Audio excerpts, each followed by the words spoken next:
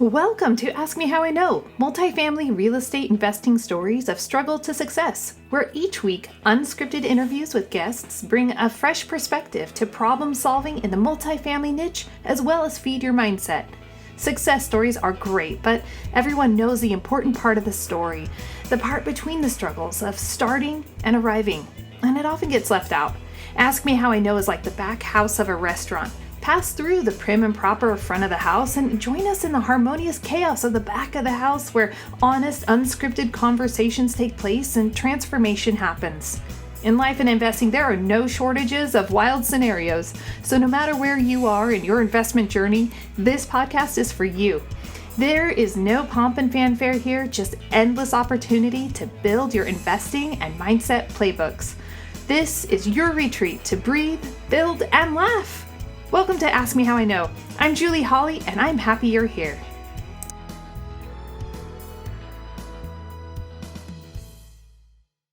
Welcome back to Ask Me How I Know. We are with one of my favorite people, Faisal, and Thank you. I don't normally do like introductions and everything, but I want everyone to know that this podcast launched and was birthed because of his encouragement, and he said, Julie, you got to set a date. And so I just want to go and say thank you so much. You're welcome, and congratulations. Thank you. Well, like in the short period of time that I have known you, you've actually made like this you've been a huge influence in my life in a very positive way. And I kind of consider myself a positive person. So I'm like, whoa, this is amazing. It's like supercharged.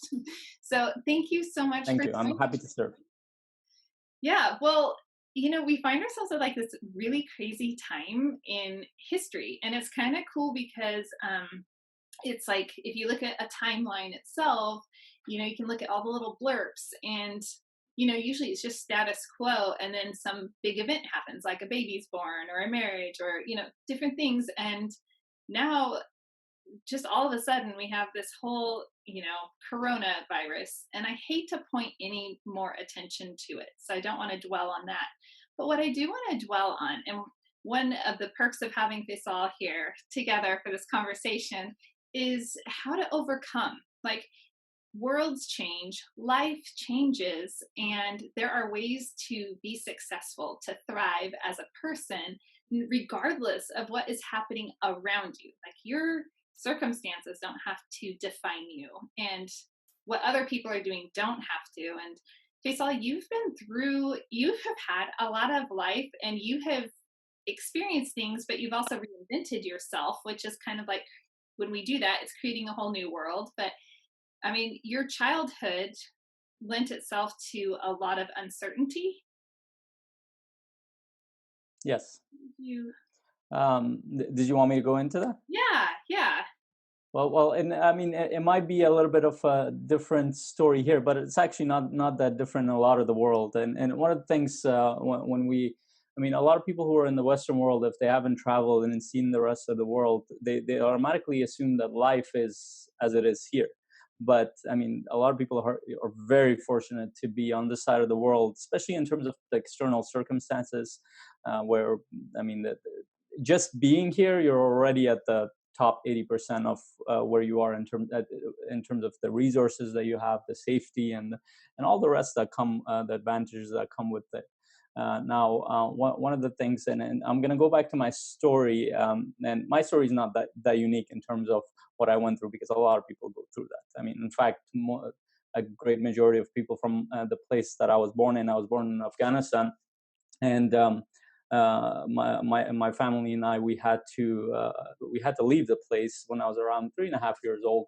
We had to go to the neighboring third world country where the conditions weren't that much better, was Pakistan, and they had to illegally cross the border in different ways, which Trump might not like at this time.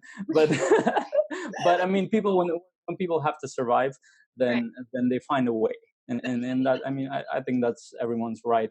And for a number of years, my family had to find a way to make a living illegally.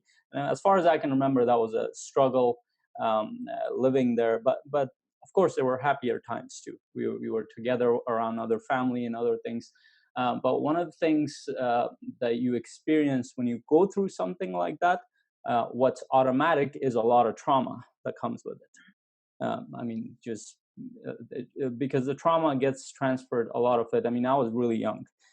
Some three of my siblings were older, much older than me, but my parents' trauma, they got transferred to us, and just what we went through, and you watch how these things unfold, and what you end up seeing is that it's the choices that people make on this path is what determines what happens to them. So it's not necessarily the circumstance that they go through.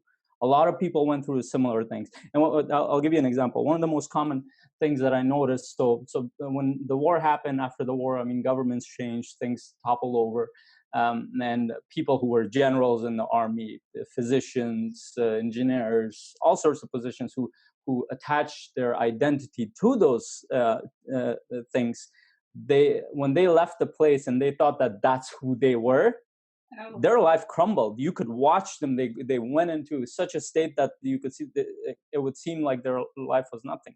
But the ones who had more faith uh, beyond that, that okay, well, uh, that's a part of my life, but that wasn't everything. They figured out a way, and a lot of them did figure out a way, and they found their path. And I mean, growing up in Pakistan, I learned a lot about being in a different place, being the odd one out, and we right. had to adapt in an environment that we weren't really accepted.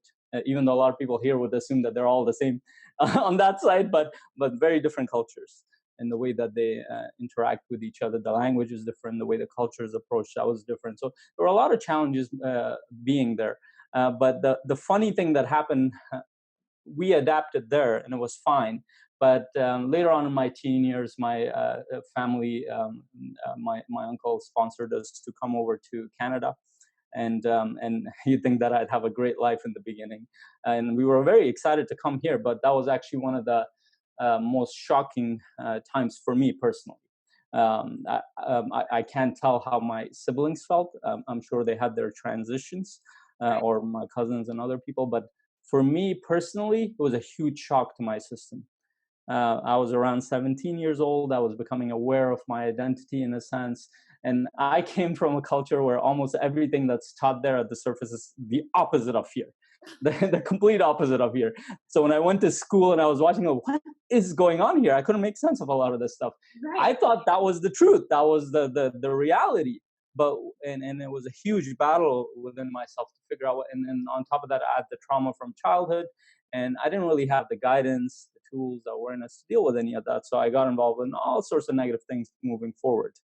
And to most people, it seemed like I had a normal life moving forward. But I mean, looking back, I can tell that I had depression. I was addicted to alcohol, drugs, all sorts of stuff. And I picked the wrong crowds to be around, and I got into all sorts of negative things to the point where my body was like literally starting to shut down. And then Wow. at some point, something shifted within me. And this is where the things get really mysterious, because I mean, that had gone on for 7 or 8 years, Right. or a little bit longer. And all of a sudden, something shifted. And I started asking this question, maybe not so much in these words, but I started thinking about, what if there's a better way? Is there a better way to live? And then at that point, I was kind of forced by the pain of the circumstance I was in, because nothing was working. I had to start questioning things, and I started putting aside everything I thought I knew, and I started studying anything that I could get my hands on, from psychology to philosophy, history, spirituality, practicing different things, trying different things, because nothing I was doing was working. And I started to see the world in a different way. So not only that I have the Eastern perspective and the Western perspective, but now I was starting to question both sides and see, well, what is reality for us? Well, what is it that impacts us as human beings? What is it that really important to us? What is it that moves the needle on happiness, on success, on who we are as human beings? And then one thing led to another. I started making changes, and it took a little while, but at some point in my life, I did realize that, oh my God, my life, I was a completely different person. And in that moment, I realized that, oh my God, so many other people going through similar things, or worse in many cases, Right. that who don't have the tools, whether they're in a coming from a background like mine, but even here, because a lot of times we think that you have to be going through something like that to be able to experience pain, trauma, or not confusion. But everybody looks at their life relative to their life. So Yeah. somebody who's living in a great place like this could completely not realize the blessings that they have. And that's not necessarily a negative thing to say. I mean, that quote that we always hear, first world problems, Right. they are problems, because to the person who's from here, they're actually problems. Yeah. And you know this when you work with people enough, unless they expand their perspective, that doesn't change. To them, that's real. Yeah. And unless we shift that, then it's just the same thing over and over. And another thing I realized, that going through a lot of schooling and going through a lot of institutions, I didn't really get the tools from there. And that was the other thing that pushed me towards the personal development and philosophy and other things. I had to educate myself, because all the schooling that I went through didn't really teach me how to live a, a life that's meaningful, that's worth living. It gave me some tools, but it didn't really apply to the everyday practical life and to the dreams that we have. So yeah, I don't know if I made that too long, but Oh gosh, that's a no. little bit of the story. Well, your story is so absolutely, it to me it's completely fascinating, and especially coming from, from the US, where we do have first world problems. And I kind of did my own little wrestling as I went through, my own hard knocks of adult, growing into adulthood. And they weren't too severe, but again, it is relative. And I learned to give myself some margins to say, I don't have to be in XYZ. I don't have to justify my position to say this is traumatic, this is difficult. Like, it's a difficulty, and that mindset to go, okay, but we can get through it. I love what you said about decisions, because I've been telling my kids and myself, like, you're just one decision away. What's the one decision that you can make right now that would change this situation, or change you in it? Like, we don't have control over the situation necessarily, but we have control over us. And it's like, you're one decision away. Like, what's the best decision that you can make? Because it'll cascade and have that ripple effect, and that's exciting to me. And you've That's made those decisions to go and to educate yourself and to not hide from things, um, which just leads to different things. Um, what is that like though? Like, when you break beyond, you know, like when you face resistance, how how do you do that? that's a very good question. The reason I laugh is because that, I think that would be the at the core of what I've experienced most of my life, has been resistance. And that's a really good question, because one of the things that we growing up, uh, what we notice, and we're in a very crucial time in history.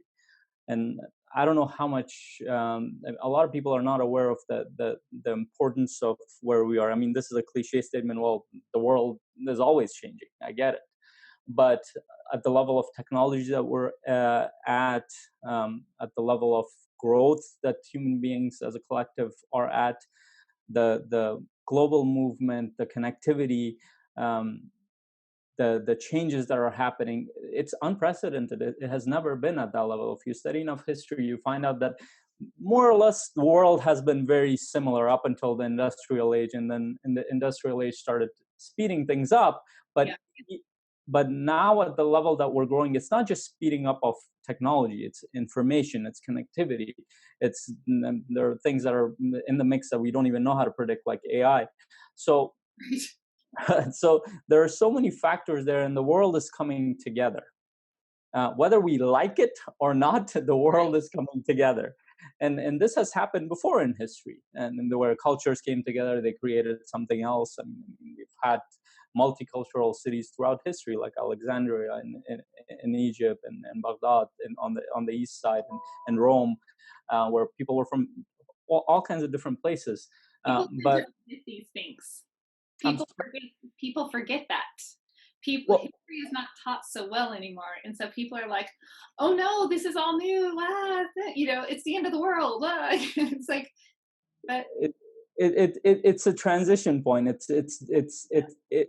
So a lot of times when people say it's the end of the world, it's a very good trigger for me to know that they they haven't noticed that it's so whenever we talk about end of the world, it's an end of a timeline.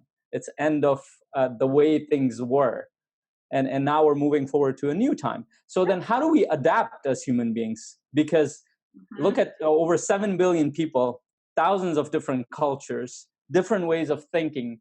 How do we come together in a way we're able to run a global world? Because it's not about just United States, not just about Canada, it's not just about countries in Europe or in Asia or in Africa. It's, well, whether we like it or not, we're connected. So how do we deal with this moving forward?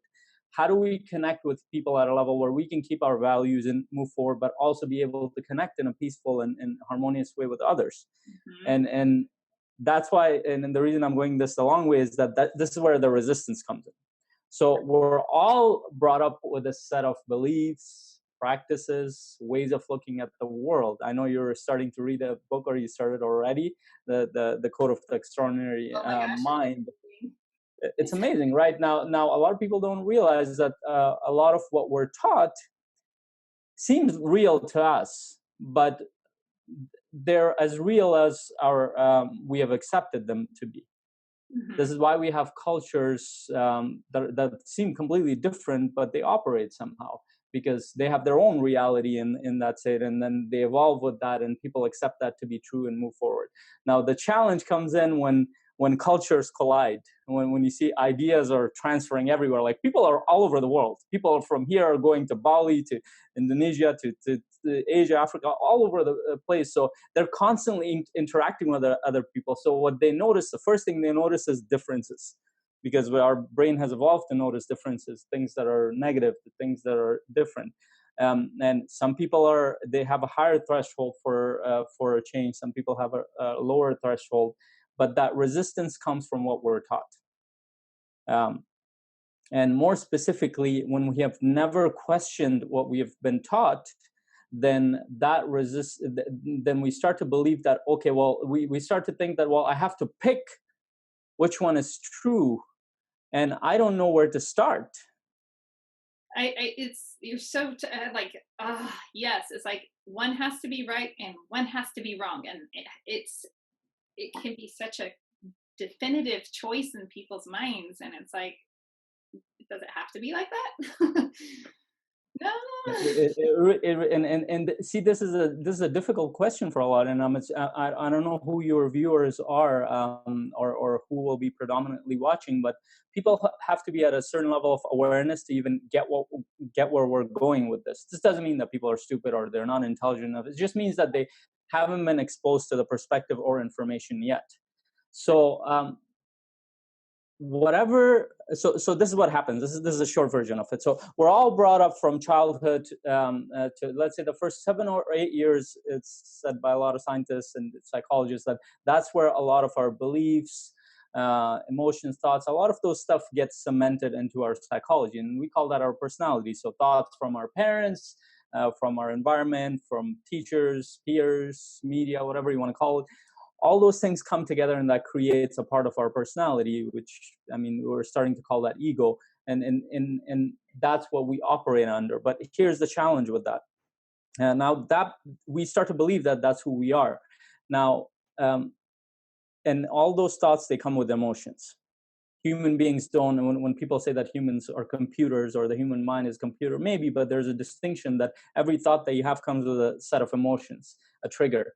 So that takes a lot of our energy. So every time a thought is triggered, we have to deal with the emotion, and we're not taught how to deal with emotions at all. If I can tell you anything about my life up until 28 years old, I did not know how to deal with emotions. I suppressed most of it, and Look it I up, you'll still be have to work. fine. And a lot of people do it, and we think that's normal. So going back to what we were talking about, so up until, let's say, 7 or 8 years, a lot of those thoughts, emotions that come from our environment, they become a part of us. Now, what we're supposed to be taught by our culture, and what was likely true in the past, if you look back to a lot of ancient cultures, they had rites of passage around teenage years. And what that would teach, whether it's a man or a woman, or a girl or a boy, they would teach him to transition into adulthood.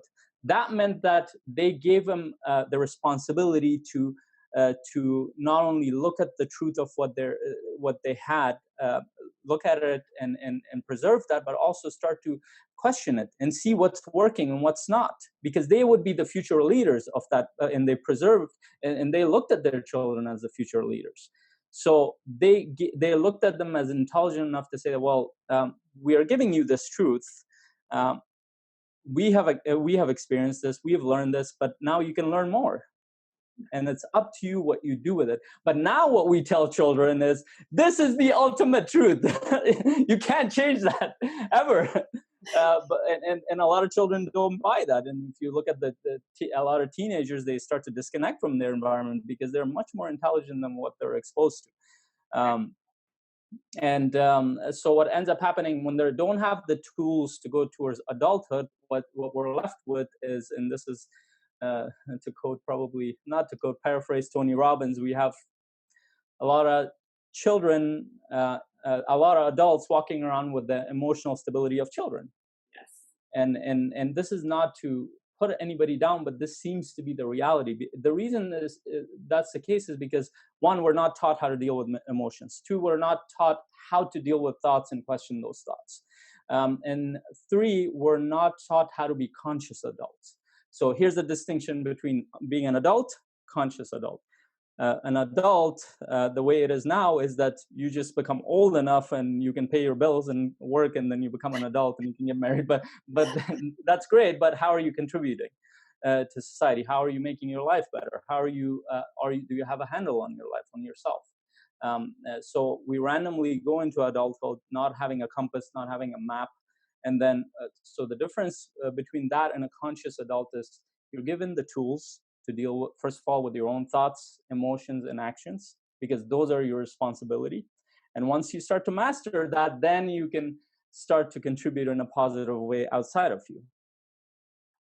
And as a conscious adult, you start to see that a lot of what you've been taught is not necessarily as true as it seems. And a lot of things are open to questioning. Actually, most things, in my experience, are open to questioning. That doesn't mean that you have to reject it right away. That means you look at your life. I have this belief, that belief, that belief, and we have thousands of them.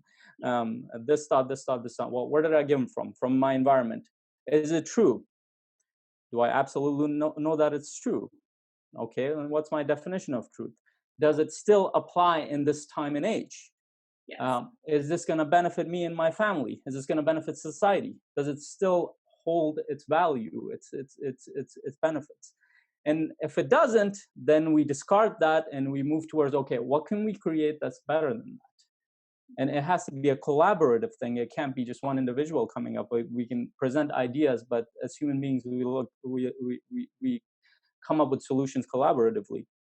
And then and then there are positive things. We keep the positive, we discard the negative, and we create something that is a combination of the past and the present that will move us into a positive future. That's what we're supposed to be taught. But what we're taught is that, and this is funny, I talk to a lot of teenagers and people who are in university. They are so scared to go to the world.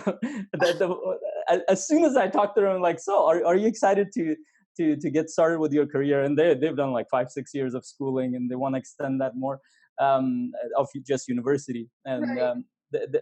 and just they don't even have to say anything. The look on their face. And then I almost always say, let me guess, you're scared of the real world. Well, they're not scared of it. They're taught to be scared of it. Yeah, I can see that and talk to, well, it's a scary place out there. But a lot of times, just to comment on that, is that I just have this growing concept of we can set better examples as adults. And so, like, even as so many adults are, walk around complaining about their jobs, or you know it just doesn't look glamorous or fun a lot of times to be an adult.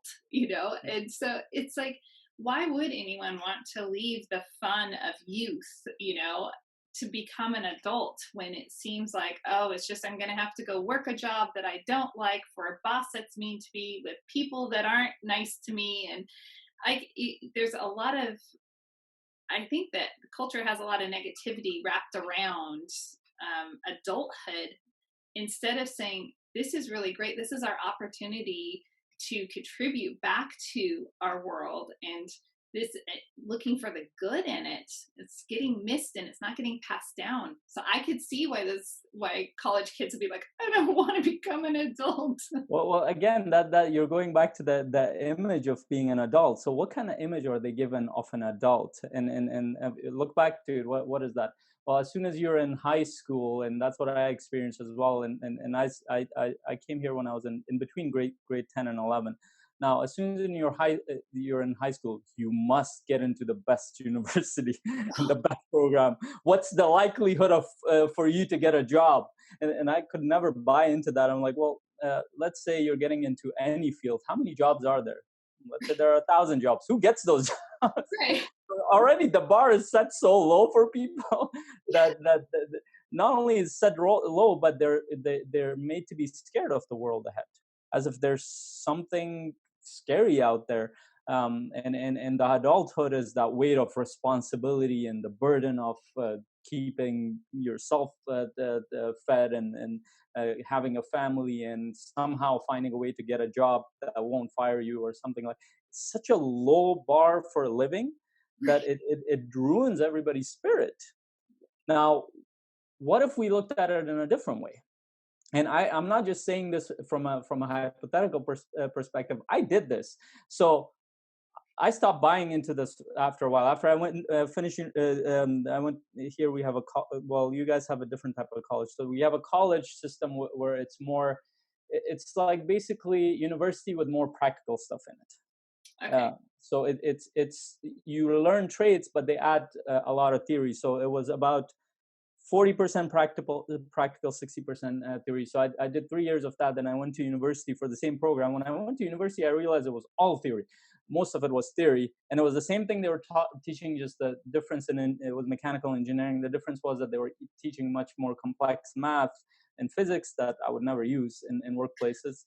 But I actually started working. I got a job in the field. The first 6 months were great because I was improving a lot of the things at the job, and I felt creative and I was excited for everything. After the first 6 months, I'm sitting there looking around. I have nothing to do. I can do all my work pretty much in 2 or 3 days. And then I started noticing everybody else is just playing games on their computers.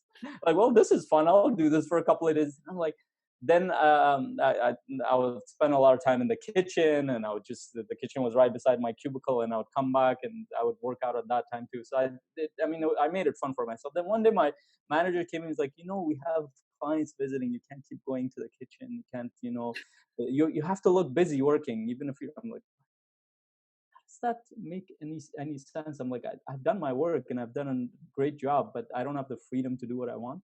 And it was just, and then I started noticing everybody was pretending to do a lot of the things. So and I noticed a bunch of other things. I never liked the corporate world in the way that it was set up.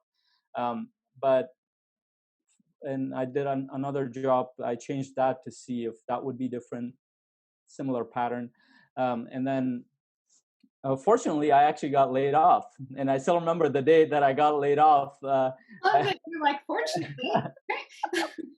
For me, I still remember that day when they were giving the news. They completely shut down the whole office, and everybody is so depressed because they saw it coming. Because I don't know, the head of something was there, and I'm just smiling there, sitting there. And I still remember I went right after to my wife's work, and I was like, and I have a big smile on my face, and she knew what it was. It's like, oh, you got laid off. Like, Oh yes. my gosh.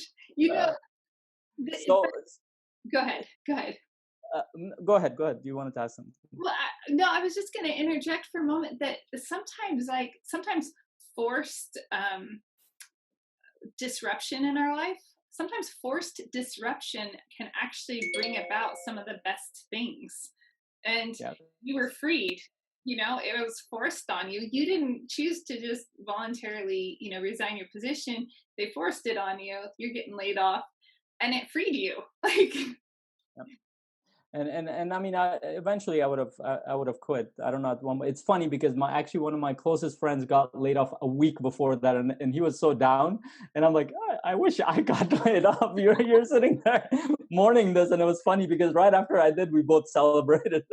Uh, but what ended up happening, and this is why I'm going into this, is what ended up happening. I spent the next 4 to 6. Up until then, I've been studying a lot of this stuff from personal development, philosophy, psychology, all sorts of stuff. But then I'm like, you know what? I need a different path. Um, yeah, and when I started studying this stuff, and I spent a lot of time just being with myself, and from meditation to going through exercises to deal with emotions and to all sorts of stuff. And I dealt with so many things. And one of the things I learned that being alone and dealing with yourself is probably one of the most powerful things you can do for your growth. A lot of us, I mean, distraction is like a common thing nowadays. Like we're distracted by everything.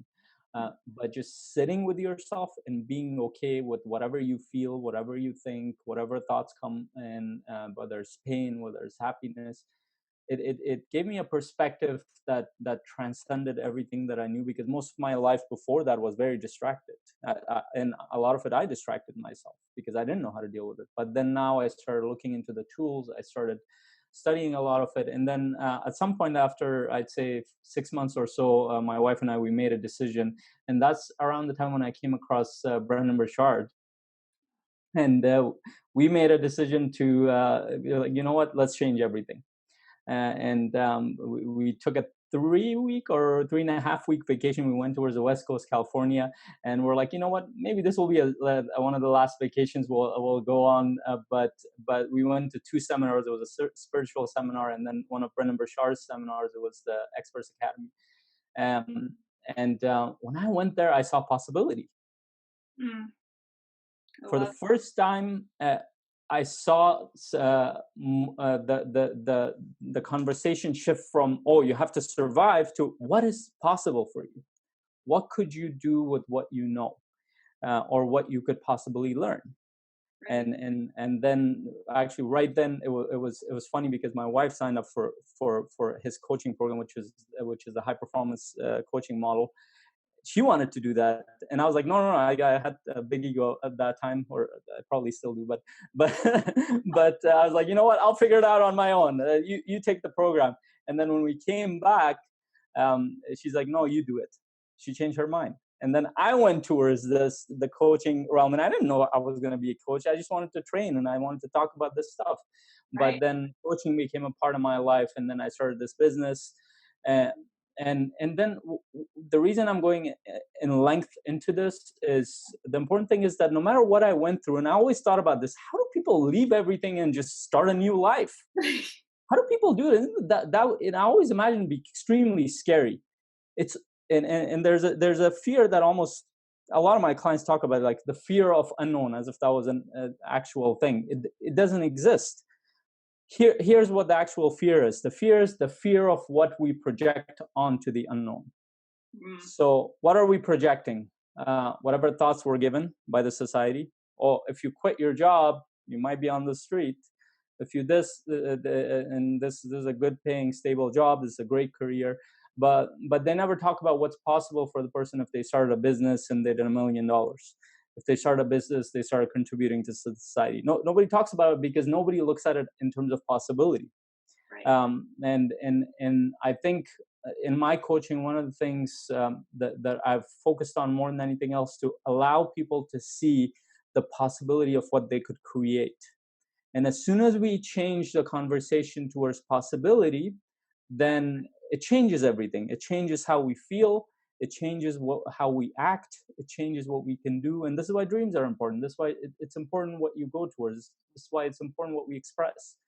And all that stuff come together. And I have no idea why I went towards this. What was the question? I don't know, but I'm gonna roll with this because Okay.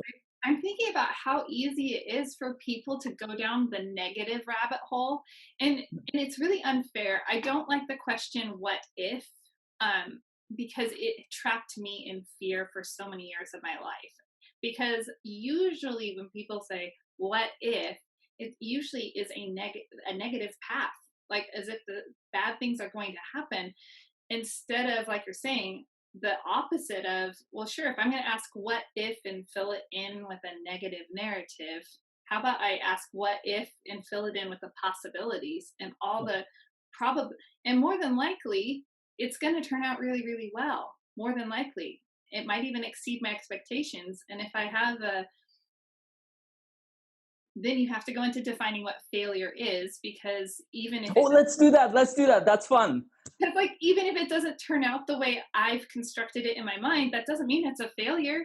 It doesn't mean it turned out in a bad way. Like, yeah, speak on failure, because I'm big on like redefine failure, people, because don't be trapped by that word. Okay, so it's funny because I learned this from Jason Goldberg. I actually interviewed him on my YouTube channel. That's a good interview people can watch. So I read his book, The Prison Break. I always recommend that book. I mean, I actually read it 3 times, and then I reached. He was the first author I reached out to, and when I reached out to him, like, well, you gave me the courage to reach out to you. I didn't even know he was going to say yes, but he's like, yeah, sure. It sounds exciting. Let's do it. I was like, okay, great. So one of the things that he mentioned in his book that I really loved was that, and that's the same thing with me. So he's a coach as well. So a lot of times when I ask, and it's a funny way that he puts it, and I say it in that way too, because it sounds good and sounds funny too. So tell me, what does failure mean to you besides bad? Because most people's idea of failure, it's bad, but they haven't really specifically defined what failure is.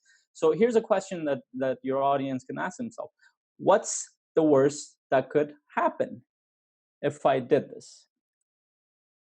So I what? ask myself that question all the time. Worst, I always say worst case scenario. I'm like, I've got my health, I've got my family, we're good. Like, There you go. Well, see that so your mind shifts towards the positive, but a lot of people might not have that. They haven't trained themselves to do that yet. But let's go towards the worst, not even towards the positive yet, because it's interesting when you follow a thought, and this is something you learn in philosophy.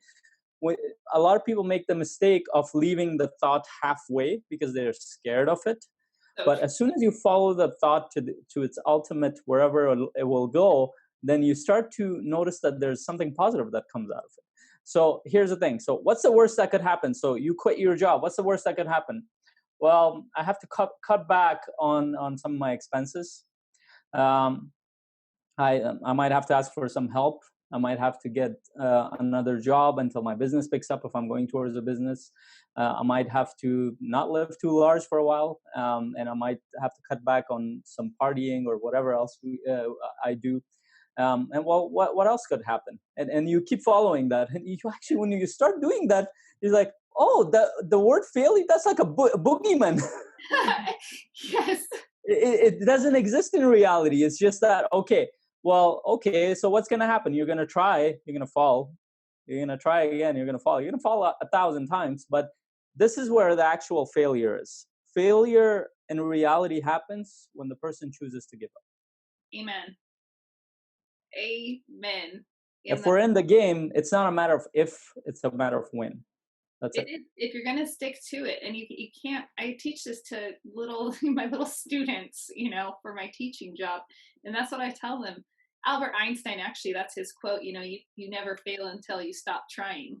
Yep. So it's like the very first thing when they come into my classroom is I teach them that, because I'm like, it doesn't matter if it's not perfect, because then we have to redefine. We put so many constraints on people and on our culture that it's like, and it's all based upon our own perspective. It makes it so difficult for anyone to really thrive. It's all kind of stifled. And so just taking that time to say, hey, in this classroom we haven't failed unless we've stopped trying. So sometimes the kids will actually encourage each other like that and say, it's okay, just keep trying. And it's like, yes, good, keep trying. Because you're gonna, like you said, you're going to get it. You just have to keep at it, and you'll shoot the hoop or do whatever it is. And it's and then the idea of, I mean, like so many things, man, we could go on, because so many things that are defined in such limited ways, like even success. Well, what is success? Like, I mean, I'm never going to be an listen, I am not going to be a mathematician like you ever. But I could brush up on my calculus, like Yeah, and I completely agree. And by the way, we need more teachers like you. And the earlier on that begins, I think the better it is. And then I actually interviewed Dean Jacobs too, who's one of my friends now. But he's a coach too. He's a high performance coach. But what he does is he works with elementary kids, and I really, really respect what he does. And he takes them through the model, but in terms of what he does, and of course teaches, because he traveled to 58 different countries. And he's from Nebraska, and one of the things that he gets them to think about is to get out of their boxes that they've been given. Our thoughts are within boxes. What if we make that box bigger? oh yes. So he brings back stories from the cultures that the people that he met on his journeys, his photography, and gets them to see, well, what's your dream? This was my dream, and I made it happen, and I'm going towards that. And what is possible for you? And then these kids start thinking about it. They start writing things, and then they send him letters like, oh my God. Now, these kids will be unstoppable. I know that, because if I had that at that time, oh my goodness. I mean, like, I never thought anything was possible until somebody believed in me at some I'm laughing because I'm thinking, oh my goodness, I had to kind of I told my students one day, I'm like, okay, so you better put this the right way to your parents, because basically I'm like, if you want to go buy an island, go buy an island when you get older. Like, just really teaching them, like, if you can dream it, if you believe it, if you take the actions, you can do it. Like, and like you're saying, I saw these little light bulbs going on. Like, I think dreams are getting squished younger and younger, and grown-ups have forgotten, almost like the Peter Pan effect, like grown-ups have kind of forgotten how to dream, and it's like, man, dream big. And I've been a dreamer, but I now that I understand more how to make dreams a reality, it's like, oh man, yeah, dream big, people, dream real big. Oh, I love what you just said, but I remember why we went down this path. We were That's talking about, it always comes back to me later on, but we were talking about being an adult. So here's where the life is sucked out of people at some point. So that connects with what you're saying, that we're taught to stop believing in possibilities and dreams and other things that we naturally think is possible. And it's funny because a week or two ago, I was actually taking my clients through one of my clients through a visualization, and this was one of the things I'm very, very aware of. It always triggers for me with my clients. A lot of people that I deal with, especially people who are at the higher level, they're high achievers, they're entrepreneurs, they're doing very well in terms of their business, and it has taken them that far in terms of their success, the way they've defined it. But now what happens is that they've done all of that with their intellectual power, um, uh, the tools that they've been given and whatever they've learned, completely disconnected from the rest of their intelligence. So they're only using the upper half of, right. not half, the upper 10% part of their brain, It's and the only rest of it is eyebrows up, people. Eyebrows up.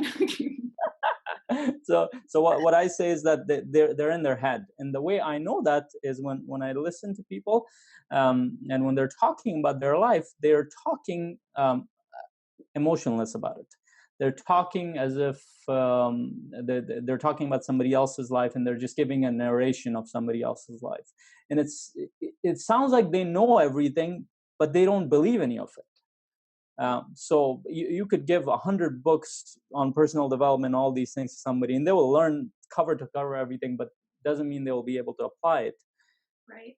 And one of the things that prevents people is when they stay in their head, when they're disconnected from their body, from their emotions.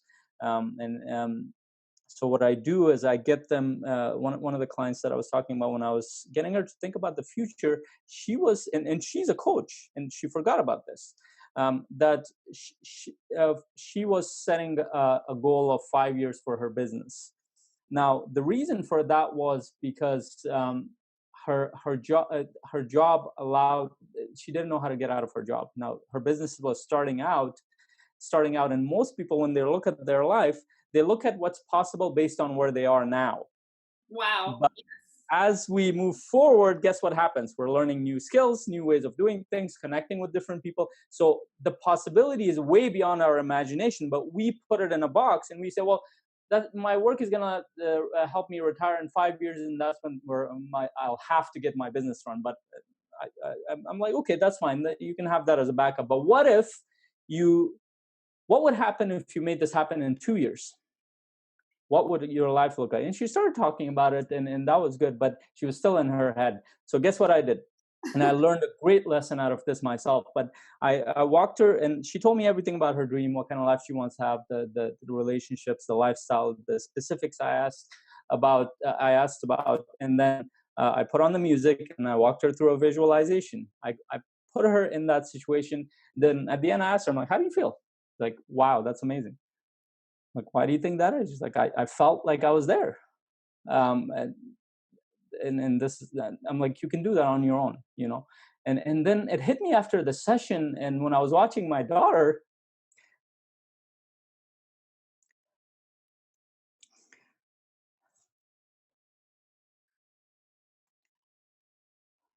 well, this was bound to happen. I was bound to cry. Oh, I'm just, yep, me too. All right, I'm coming back. Okay, so when I was watching her, and this reminded me of my childhood too. So she has a little doll in her hand or a little car or whatever she's playing with. It seems like she has a car or doll, but we actually watch closely. She has a whole world in front of her. She's imagining a lot of it.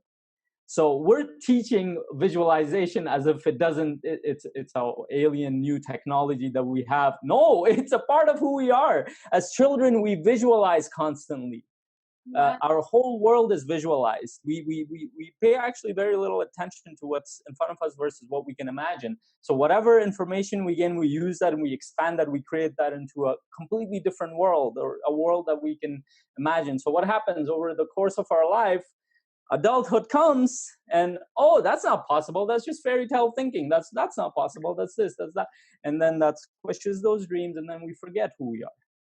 And that's why a lot of younger people, when they go towards adulthood, they're scared because they're thinking, oh my god, there's and the fun part is that we can create anything, but they don't believe they can create anything because they're taught that they can only do whatever that is given to them. Yes. That is a bunch of bullshit. Amen. Call it fair and square right there, man. Yes. And there's no other way of defining that, so I have to use that word. It's completely true. Completely true. I hadn't thought about that, about how kids visualize so easily and naturally, and there's so much of us that we could, if we looked and took the time to go back and look and just observe kids and just go, what comes naturally? Like, what have we kind of, just let atrophy away or be smothered or smushed or something? But then to release that so that people can breathe again. It's like somebody wrapped in saran wrap or something, and it's like, just get me out of this. Yeah, You- and that's unfortunate. The amazing thing is that everyone is capable of doing that. There's the thing that, and this is how I look at it. So I used to compare myself with other people. Even when I learned a lot of the stuff, I would do that naturally because that was part of my training. But at some point, I realized that, okay, what makes me who I am? I am a human being. I'll have similarities with other human beings. And then one of the breakthrough moments for me was that, I mean, when you look at snowflake, they look similar from outside. I mean, they all look like snow, but let's put them under the microscope. All unique, they're- uncomparable. Every single one of them. Now it's hard, like it's so hard for our mind to perceive that because that's such a new thing for us to look at something under a microscope. But when you think about it, every snowflake is unique. The patterns on a zebra is unique. Why are we different than that? There are patterns in the universe. Our universe works with, our cosmos works with patterns. So whatever is in the micro will be in the macro a lot of the times that we notice. We just have to see that pattern. And then when I started noticing that there is something unique about me, it's not in my style. A lot of people try to find their uniqueness in their style, and that stuff is just surface. It appears Right. slowly. It's much more deeper than what we think of ourselves. And this is where you kind of have to go in a place where some people might think it's woo woo, or some people might think that it's, oh, that's just not true. But when you experience this, it's beyond words. And this is a huge contradiction for me too, because I teach people in the conscious control over their life, and going towards something positive, because you make the choice. But in my experience, as I've grown, what I've learned is that there's something much deeper from within me that has been trying to shine through. And that's not what I call me. That's not what I call I. And a lot of the decisions that we talk about, we think that the ego, the surface personality, is going to make that. But what if there's an aspect of you that's much more connected? What if the aspect of you that's much more powerful, that's much more uh, of the values that we describe, like of values of service, contribution, of experience, that's much more aligned with those values. And I've experienced that, and I can't explain it. A lot of people who go through these experiences, they can't explain it, but it shows up in their life. and Yeah. and a lot of times when I'm in conversations with my clients, and I love working with people, and I find that a lot of things I say, and then I listen to my conversation, because I listen to my coaching calls. Where did that come from? Why did I ask that question? I didn't think of that. That wasn't even part of the framework. But and we need to understand that the what we understand about ourselves in the world is much bigger than what we've been taught. Much bigger, beyond our wildest imagination. And the more I've learned, and this is why a lot of teachers will say, the more you learn, the more you realize how much you don't know. Yeah. Yeah. And I could go on about this for 3 days, but interrupt me. Oh, no, when you're talking about this, I don't know if I told you, I think that we were on a call and I was talking about how we're all like Care Bears, Yeah, this little, I remember.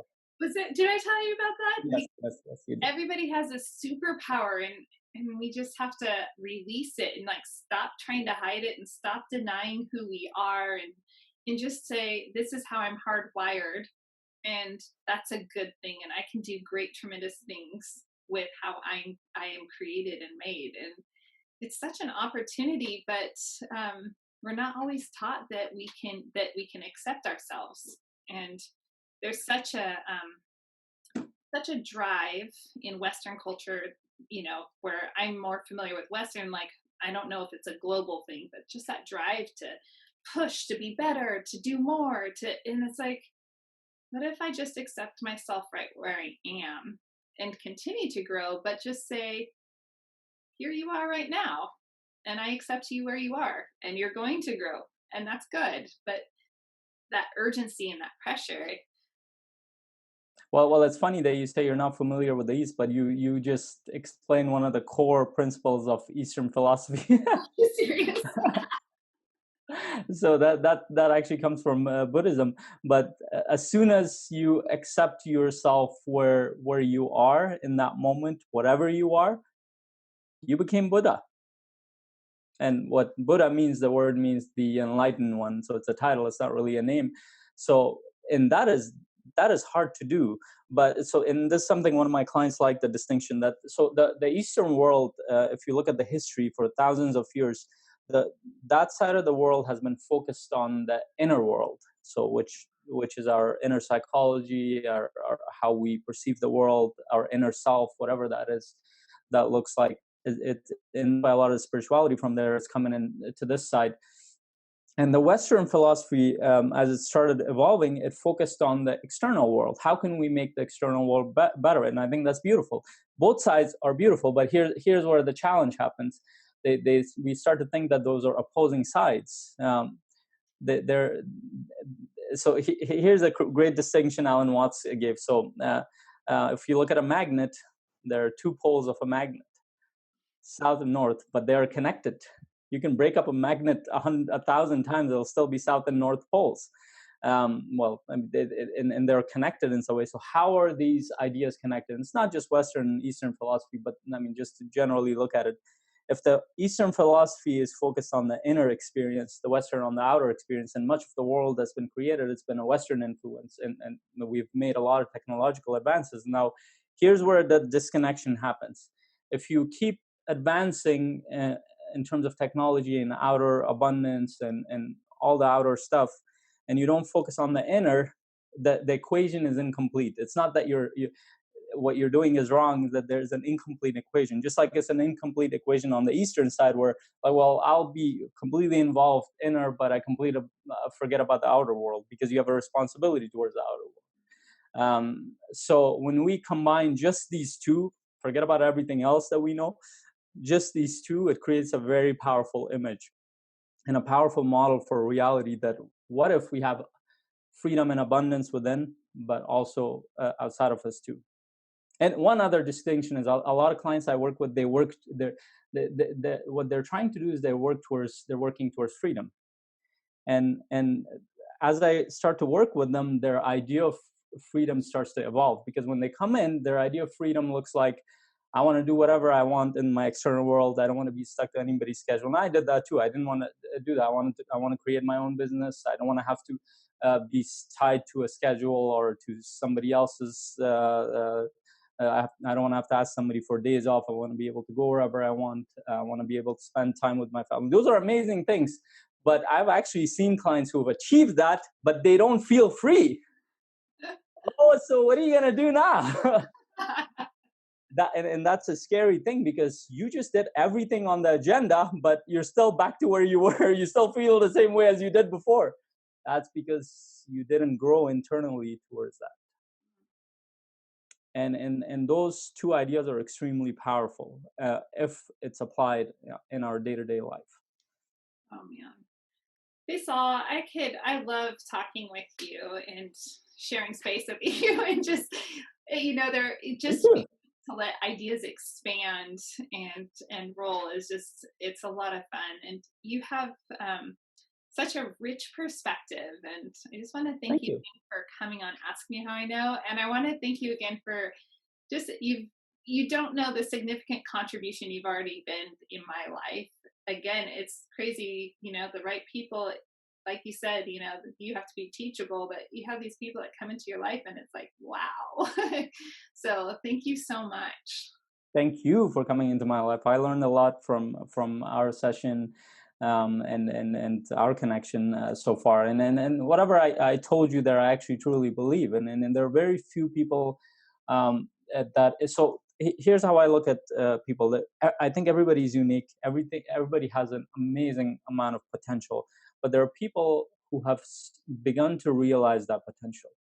And you're one of those people, just like I started realizing my potential, and somebody saw that in me, and I was just paying that forward. And and and that is probably one of the most powerful gifts we can all give to each other, when we see something pop. Yeah. Well, I'm ending the interview with a cry. Let me deal with that. But so the reason it's so emotional for me is because one of the most powerful things that I've noticed has been that when somebody truly saw the potential in me, and the gift that I've been trying to pay forward is to allow people to see that within themselves. Don't you wish that, now you're going to cap me out. I just wish that everyone, because I think you and I are wired in such a similar way to see the potential in people. And as we are both teachers in our own right, and that's one of those things that helps people become a great at teaching others and drawing out that potential, but you can never make somebody realize it themselves. But sometimes you have to have somebody that believes in you and sees it and says, you've got this. And when those happen at the same time, and you have somebody that believes in you and sees it and says it out loud, and then you begin, It's a powerful experience, and I wish It everyone truly is. experienced And, that. and and I can't stress this enough. I just want to stress this point because up until that moment, until my mentor believed in me, and I thought he was crazy in the beginning. He's gonna probably listen to this, but but as he started showing interest, and he basically said, "You have an extraordinary mind." And that, up until then, I thought I was crazy because I thought differently from other people around me. And the more we are different, unfortunately, the way society is, we're made to believe that there's something wrong. But different doesn't necessarily mean negative. So that was a powerful moment in my life because that was the beginning of my belief in myself, and that's where growth starts to happen. Because up until that point, you're just running your life based on what other people think of you. Now you start to believe the strength that you have within yourself, the intelligence, the creativity, so many things that come out of that, that's beyond what we can talk about here. I mean, that could take days to talk about. But one of the things that, and just in terms of progress, I want to tell clients that if you just search my name, Faisal Ensaun, look at one of the first videos that I posted. It was a 3-minute video. I just talked about, I believe this, and I had to do that in terms of just promoting my business and just talk about what I wanted to. That video literally took me 4 hours to shoot, just to shoot 3-minute video, and my wife had to edit that. Sarah had to edit that, and then uh, just looking back now, I'm able to train. I'm able to talk to people. I'm able to coach people. Uh, just just that growth is possible for anybody. 7 years ago, if I was on a conversation like this, I would be hyperventilating. I don't know if I'd be crying, but I'd be hyperventilating. But same thing with growth. But as soon as you start to believe in yourself, you start to look at possibility. You start to believe in possibility. Then all these things that we talk about, fears, negative things that we think about ourselves, the boxes that we put ourselves in, the people that are negative in our life, they kind of stop to have that effect. The feelings are there, but they stop to affect you in the way that they did before, because there's something much more powerful you're tapping into at that point. Wow. And I think that's a good thing to say at the end. I don't know Yeah, if it's the end. I can go on, so it's I up to know, you. we could go on. Hey, it was the end, and now it's the end again. Okay. But I'm going to be dropping all of Faisal's information down in the notes, and make sure you go in and check out his coaching. He's a high performance coach, and if you have that dream inside of you, but you are something is blocking you, or man, I just think everyone should contact you personally. But Faisal, it just has this extraordinary way of drawing that out and teaching practices. And I highly encourage you to make sure that you reach out, connect, and definitely, absolutely, you have to follow him on Facebook, because your posts are like absolutely so encouraging every single day. And I can't tell you how many times, like, you know, I can usually stay in my upstairs brain as I, flip your lid. I can usually stay in my upstairs happy brain, but every time I start drifting away, if I go onto Facebook, I can go to your your story, and I'm like, yep, there we go. Thanks for the Well, reminder. I'm very happy to hear that, and that's the point of what I post in there, because I mean it could be a trigger for somebody to go a little bit towards positive and a little bit towards believing in themselves, and towards having a little more faith in humanity than what people Yes. have been taught around them, and sometimes all it takes is reminders. I mean, it is. I'm going to extend this a little bit more, but but one of the things that my friend Jason Goldberg actually he talked in one of his talks, and he said this. He's like, listen, if you're in a personal development field or spirituality or whatever you're teaching, he's like, you're in a reminder field. There's nothing new that's gonna come. You're in the reminder business. A lot of the things people know because these have been talked about for thousands of years within religion, within spirituality, within philosophy, within the social sciences, so many aspects of. But now the way we tell the story, the way we express it based on our own authentic within our own authentic, from our own authentic perspective makes that difference, because we don't know who will connect with us. So you connected with my message, somebody will connect with your message. And the ripple effect of this is enormous. And this is why we need more people like yourself, spreading the positive. Awesome. All right, this is the last time I'm extending it.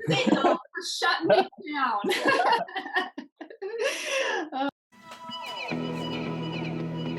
Thanks so much for joining me for another episode of Ask Me How I Know. My guests are the most humble successes, so be sure to show them your appreciation by rating this episode 5 stars, which sounds silly, but let's be real. Ratings, likes, and shares, they take no time at all, but make all the difference in the world, if only to boost morale. Also, since I don't spend time on the how and why they got into investing, be sure to check out the show notes to get to know more about today's guests, including other podcasts they've been on that has a more traditional format that will give other details about their investment journey. It'll also tell you things like the most influential person in their life and what they're reading right now, as well as how to connect with them. And please, subscribe and rate Ask Me How I Know so it reaches other listeners like you. Until next time, go find your freedom.